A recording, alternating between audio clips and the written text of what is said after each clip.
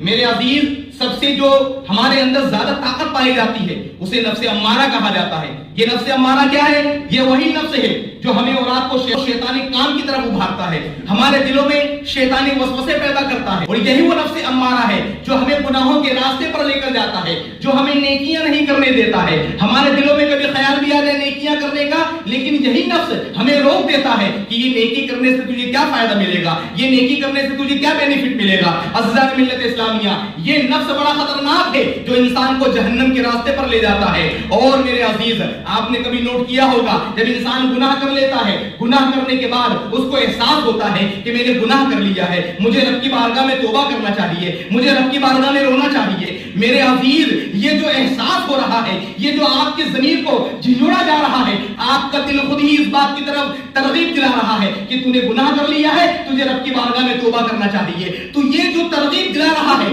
آپ کا دل میں جو اس طرح کے خیالات پیدا ہو رہے ہیں, اسے کہتے ہیں نفس اللوامہ, ملامت کرنے والا نفس.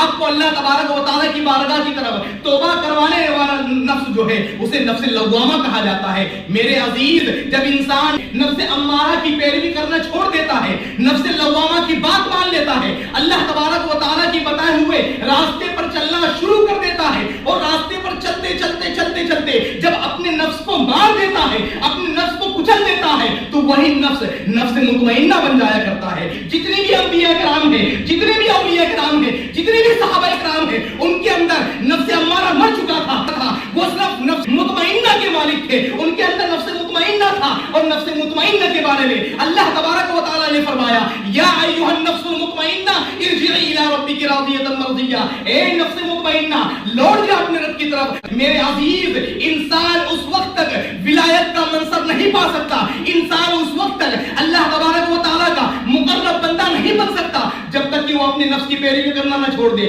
آپ کیا سمجھتے ہیں, دنیا میں اتنی عظیم ہستیاں جو موجود ہیں, جن کی محبتوں کو ہم اور آپ اپنے دل و جان سے مانتے ہیں, غوث اعظم کو لے لیجئے, غریب نواز کو لے لیجئے, وارث پاک کو لے لیجئے, صابر پاک کو لے لیجئے, سید سالار مسعود غازی کو لے لیجئے, احمد آباد کی سرزمین پر حضور شاہ عالم علیہ رحمہ کی ذات کو لے لیجئے. کیا ان کو ایسی مرتبہ مل گئے؟ نہیں نہیں میرے عزیز, انہوں نے اپنے نفس کی قربانیاں پیش کی ہے, انہوں نے اپنے نفس کو اس قدر کچل کر رکھ دیا ہے کہ اللہ تبارک و تعالیٰ نے انہیں ولایت کا منصب عطا فرمایا ہے, انہیں ایسا منصب عطا فرمایا کہ نفس کے یہ غلام نہیں ہوئے, بلکہ انہوں نے اپنے نفس پر ایسا کنٹرول کیا ہے کہ نفس ان کا غلام ہوتا چلا گیا ہے. اب نفس کی بات یہ نہیں سنتے ہیں, بلکہ اب یہ نفس ان کی باتیں سنا کرتا ہے.